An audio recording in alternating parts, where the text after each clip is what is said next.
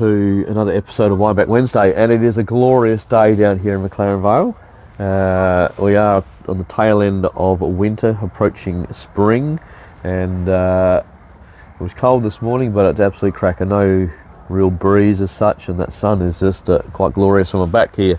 And today we're tasting a wine out of Langhorne Creek, but the winemaker Sid Bacare has got this label called Raga, and apart from his day job where he keeps very busy working for someone else, he makes a few little things on the side, just plays around. And this is a vintage 2022 Cabernet Franc from, I said, Langhorne Creek.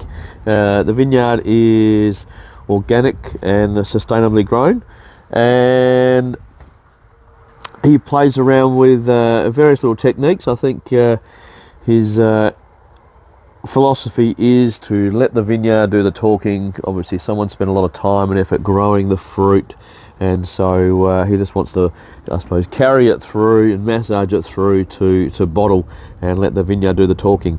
Cabernet Franc is widely grown in Bordeaux, in the sort of west of France, and also the Loire Valley in France, and obviously it is spread around the world. It is grown a lot in California, particularly in Napa Valley. There is obviously parts of it around here in South Australia, but it does have a lot less planting area compared to, say, Cabernet Sauvignon. Cabernet Sauvignon is is a lot richer and bolder in flavour and structure, whereas Cabernet Franc often offers a nice sort of perfume and lift, and I find it has sort of a nice fine tobacco dried leaf character to it sometimes, and as I said, a little perfume, a nice little red fruits and lift, so it can help lift and fill in the potholes, as I call them, in Cabernet Sauvignon, much like, say, Merlot and Malbec. So hence why Bordeaux has the typical 5 varieties. Cabernet Sauvignon is probably the most widely planted. Merlot isn't far behind, and then we've got little bits of Malbec, Cabernet Franc, and Petit Verdot over there as well. And those the last 3 varieties are the ones that sort of the nice little blenders that help, as I said, fill in the potholes and complete the wine as such. Because Cabernet often has it, they often call it the Cabernet donut, and you can imagine a donut, lovely flavour on the outside, and there's nothing in the middle, so it's got a good start and a good finish, but yeah, Cabernet doesn't often have much in the middle, so things like Cabernet Franc, Merlot, Malbec, Petit Verdot can help solve that problem.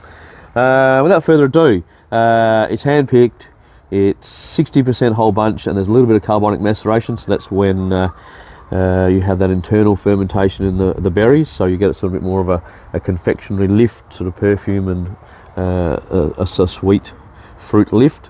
I suspect with the carbonic maceration, the whole bunch component, just looking for an extra bit of structure in the wine. I did actually try this out of fermenter early on in the piece when it was about halfway through, and 2022 was a cooler year again. We've had 3 in a row now, pretty well, and just really quite fine and pretty and lovely structure. So I haven't seen it.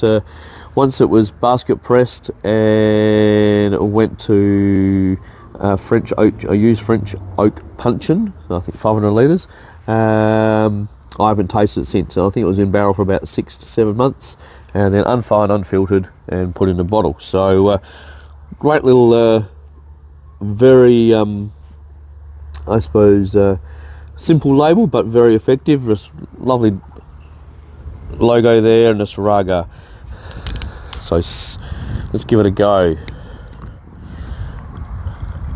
That lovely vibrant red colour. Yeah, as I said, Cabernet Franc is sort of a lot lighter typically than Cabernet Sauvignon. Yeah,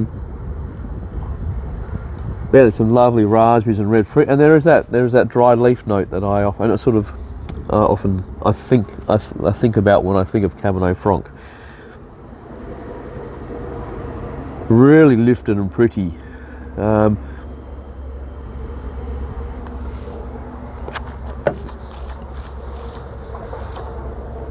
There's also a subtle, we can see those whole bunches there, a subtle stalkiness, not excessive, often went in.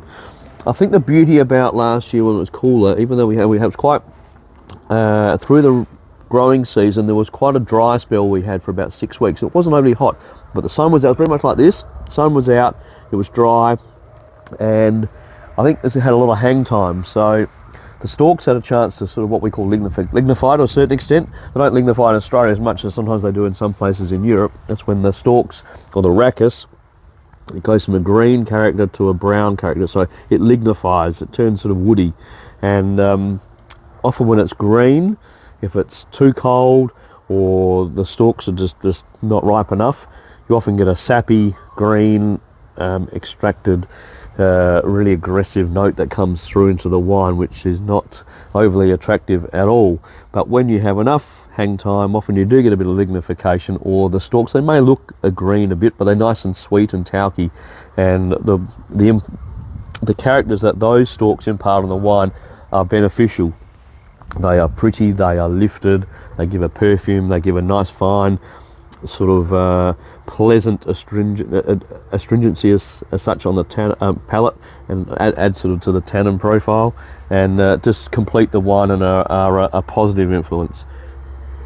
Look at that colour, this bright, I can see it in the sun there, just really vibrant and brilliant red. It's really inviting. I can just smell it all day actually.